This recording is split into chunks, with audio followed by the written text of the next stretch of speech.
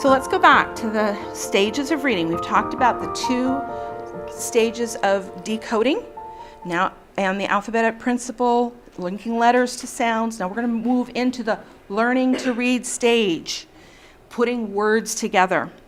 Up to this point, the student has been learning the basic phonograms, the rules that govern the phonics code, and all the avenues to the brain through repetition and multisensory learning have been used. Initially, he learned to blend sound by sound through words that he had written during his spelling lesson. Remember, we're linking spelling with reading. Soon, he's going to start recognizing those words by sight. He's going to do that for 2 different reasons. One, he's had repeated exposure to them through his reading and spelling lessons. 2, he's starting to integrate this alphabetic principle to the automatic level. So he's going to start recognizing by sight words that you may not have even taught him because he's starting to get the idea of how the code works. He's got instant recall for those sounds and the letters that the letters make, and he's starting to put it all together. Now, it is very different than the visual-only method, which starts with sight words. Okay, this is a very different approach. The sight word method starts with a word as a whole. So the child sees it as a whole, and the child has to memorize it. Again, it's visual only. There's nothing there to tell the child how the individual letters or letter combinations represent the sounds. Wanda Sensori, the author of the program that I teach, was a high school English teacher before she ever learned that the letters of the alphabet represented the sounds of our language. She couldn't understand why she had high school students that were having such a problem with reading. She herself had been taught with sight word method alone. You cannot teach sight word only with a language that has over 1 million words. You just, you can't do that, okay? So the child has to be given the tools to be able to attack words that you've never taught them. So the failure to attack or to teach these word attack strategies is going to leave the child really at a loss when he gets into complex and more difficult words. The child might be able to quickly figure out easy, beginning level words, but when they hit 3rd, 4th grade, all of a sudden that's going to start falling apart because they don't have the word attack skills that they need. Now this day where the light goes on and they start, oh, I get it, and they just take off. It's kind of like, at a race, and they just take off, and you're just waiting for that to happen. That day, it varies from child to child. We have to be careful about comparing our child to somebody else's, and we have to be careful about comparing one of our children to another one of our children, okay? Because it's different. Different children have different time schedules from when they are potty trained, or when they learn to talk, or when they're learning how to walk. My children were always a little bit slower than the kids who were exactly their age. But you know what? Now they're older, it doesn't matter when they learn how to potty. They know how to go to the bathroom, okay? So it's a developmental skill. We want to give the child the correct tools so that they will be able to unlock the code. So for the child to truly be reading, he needs 2 things. He needs fluency and he needs accuracy. He's got to become proficient at a very fast pace. He also has to be accurate. If he keeps slowing down because he didn't decode accurately, his brain is diverted from understanding what he's reading to having to go back to decoding. Comprehension is impaired when decoding is not successful. So in order to learn to decode quickly, the child has to develop fluency and accuracy. So tip number 8, you're going to determine when the child is ready to move to books by how fluent he is from reading high-frequency words. Reading books? You mean we haven't been reading books yet? That's right, because we've been teaching what is necessary to come to the book reading experience with success. If a child can read at a glance most of the words in the book, then he's ready for that book. If we force book reading prematurely, that child's going to say, this is too hard, I don't want to do that. We want to avoid what we call torture reading. You know what I'm talking about? Honey, let's read. Okay, Mom. T, h, e. Okay, honey, t, h, say, ugh. Oh, okay. T, h, e. Okay, no, honey, remember, this said, ugh. And in this word, we're going to say it as the. Okay, can we do that again? Do you know what I'm saying? Does this sound a little familiar? Unfortunately, it might be. Okay, so we want to avoid that. We want the child to be successful in the pre-reading and the spelling lessons and be reading fluently so that when we come to what somebody else has written, they can be successful at that. And then we're able to give them lots of opportunities for practice. Tip number 9, practice makes progress. It doesn't make perfect, but it makes progress. Research shows that children who practice reading are going to be better readers. So there was a study that was done, and they analyzed how much reading different students did because they wanted to. The highly skilled readers were reading 30 to 40 minutes a day because they wanted to. You add that up, at the end of a year, they had spent 167 hours reading. Take a low-skilled reader. I have to read the instructions on the package so I know how to microwave my burrito. Oh, that's too much for me. At the end of a year, look at how much they have practiced, only 6 hours. Why are the good readers good readers? Because they're practicing. They're practicing. So we want to get the children practicing. Again, you don't move to books until the child is fluently reading the common words he's going to find in those books. Usually when you ask a child to pick a book that they want to read, it's a really high level, right? Your 5th grader is going to pick Jane Austen, right? No. Okay, typically they're going to pick books that are actually below their grade level. And you're like, no, honey, you're 5th grade. You should be picking 5th grade books. But the level that the child is comfortable and pleasure reading might be 3rd grade. But guess what's happening when that child is reading 3rd grade books? He's practicing. And he's practicing the high frequency words that are going to show up in any book he reads. And he's becoming more fluent, and he's becoming more accurate in his decoding, and he's developing the sight words that he needs to be better at reading higher level. We want to also practice different genres. So you may have a student that doesn't like stories. Heaven forbid. One day, my middle son, he was, I think, in high school. He found his 6th grade science book. It hadn't been put away. He goes, my science book, cool. And he sat down and read the book that day. That's what turned him on. A novel, not that fun, until he got to Pride and Prejudice. Then he really enjoyed it. But I'm saying you don't know what genre is going to turn your child on. So don't assume that it always has to be a story. My oldest was really struggling with that day it clicked. I mean, he could read, but it just was a slow process. And one day at the library, I picked up a book that was all about funny stories, that, Amelia Bedelia and Sheep in the Jeep, and very low level, but funny. They all had humorous twists. That kid could not put that book down. That's what turned him on. Other kids have looked at the book and like, yeah, whatever. You don't know what your child likes. So please give them an opportunity to pick a genre and experiment with different genres. And when you go to the library, all I can say is please use discernment. Okay. So practice makes progress. So tip number 10, we're going to remember, develop language skills, right? That's what we've been working on. So let's look again. Is reading, you tell me, is it an expressive or a receptive language activity? Receptive? Okay. Is it an oral or a written activity? Written. It's written. However, to encourage reading skills, we also need to teach expressive language skills and oral writing. So expressive is communicating, whether in writing or orally. That's what I mean, okay?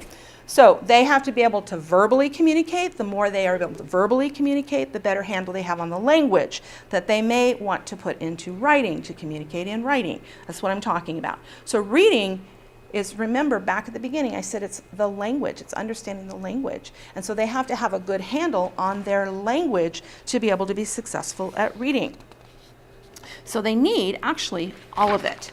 So let's go back again. What are the different parts of language? We said language is made up of socially shared rules that include the following. What words mean. Okay, so what area of our language arts are we talking about? Developing vocabulary, right? They need to learn new words. They also need to learn the relationships of words. So antonyms. Antonyms are words that are opposites. Synonyms, words that mean the same thing, small, tiny. When they get into writing, they learn how to use effective synonyms. So, the small dog ran down the street. Oh, well, that's great. How about the minuscule dachshund scampered down the cobblestone path?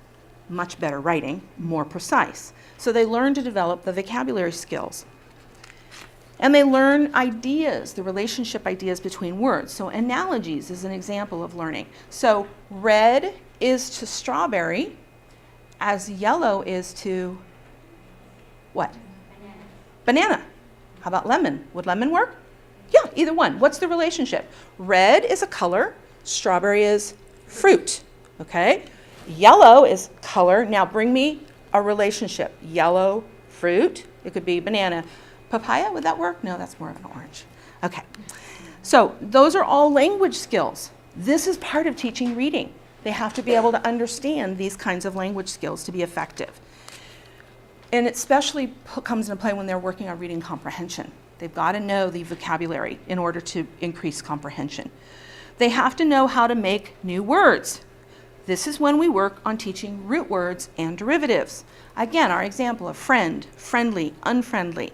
We have to understand that English is what's called an inflected language. We add word parts to words to change their meaning, the number, the tense in verbs, things like that. So we have to teach the child how that works. We do that with the spelling, because the spelling influences what the grammar concept is and what the vocabulary is. It all works together. So we're going to learn those spelling and language patterns inside English. We're going to teach the child how to put words together. That would be grammar and punctuation. So let's look at an example here. I just love this one. Okay, the example says, time to eat grandpa. Okay, are we cannibals? Okay, the little comma, time to eat, grandpa, makes all the difference in the world, doesn't it? Okay, here's another one. She put the book on the counter in the trash, which had a yellow cover. Does that make sense? What's the problem? I've got a lot of phrases and clauses that are kind of mixed up in there. And I've not done a very good job communicating. If you were to read that in my writing, your reading comprehension would go down. You'd have to stop and try to figure out what I was trying to communicate. So I need to teach, for reading purposes and writing, proper grammar and punctuation skills. I'm going to teach what word combinations are best in different situations. Now again, I want oral and written language. So I'm going to teach conversational skills. Does your child have proper grammar? Do they know how to communicate ideas in conversation? And then this thing called rhetoric. And I remember when my children were younger, I had no idea what that meant. Basically, being able to argue a point in both speech and writing. Being able to communicate ideas and defend them. That's rhetoric. So in oral language, that would be public speaking. Even just a discussion. Sometimes my kids will ask me, well, can we do such and such? And I say, if you can give me a good argument for it, I may actually consider it. So they'll sit there and they'll try to come up with their arguments, you know, and I may have already made my decision, but boy, I'll tell you, if they can come up with a good argument, and I'm not talking about arguing with me. Do you understand what I mean? Giving me good, thinking through, really good points for why this would be a good thing for them to be able to do. They may actually be able to persuade me to think a different way. For beginners, when it comes to writing, that would just start with sentences. So we've learned some words, we've learned how to spell and read our words. Now let's put those together in sentences. It's the beginning level of expressive written language. Eventually that's going to grow to paragraphs. Eventually that's going to grow to essays, where I have to organize my thoughts. I have to be able to write persuasive essays, critiques, a compare, contrast, maybe a narrative, different kinds of writing assignments.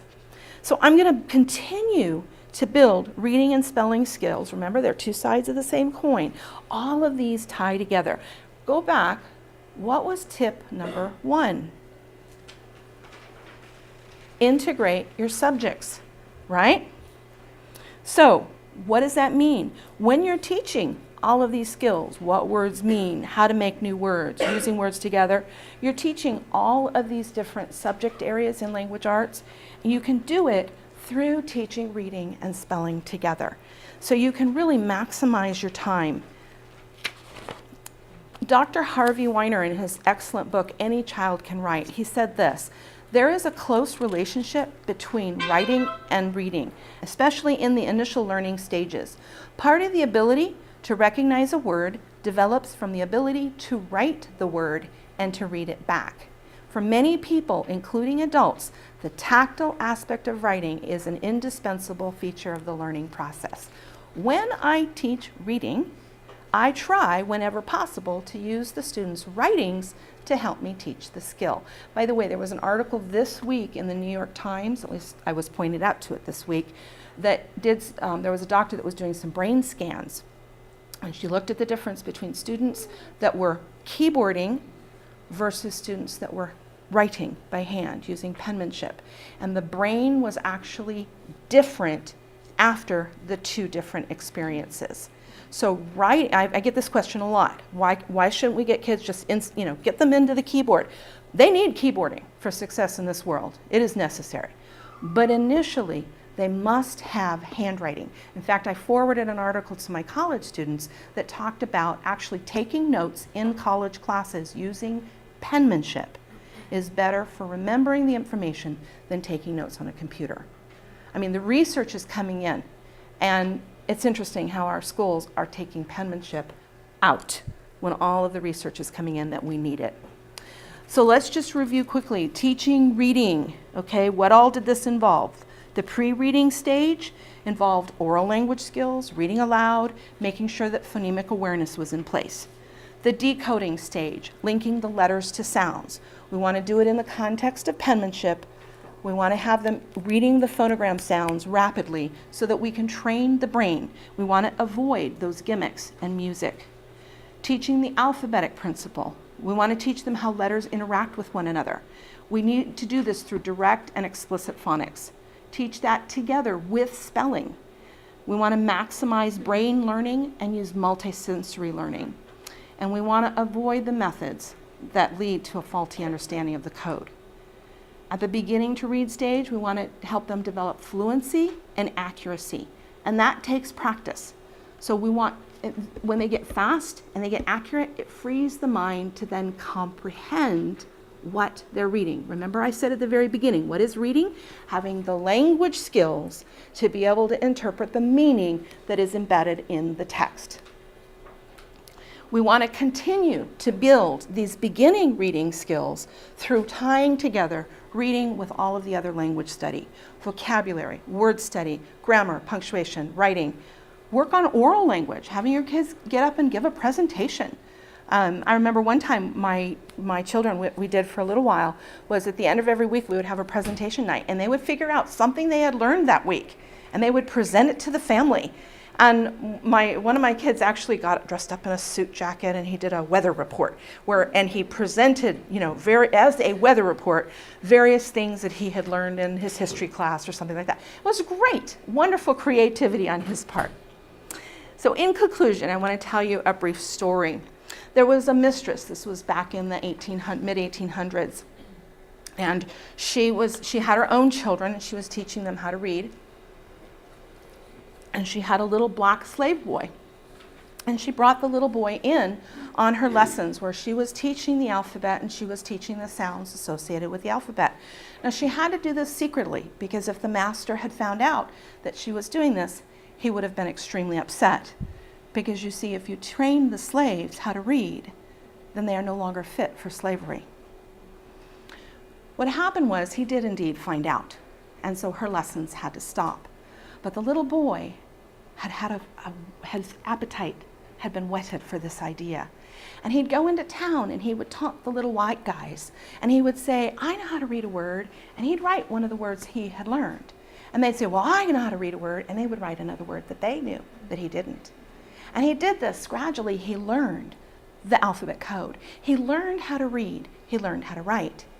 And one day, this little slave boy wrote his letter to excuse himself from where he lived and was able to cross the line into the land of freedom.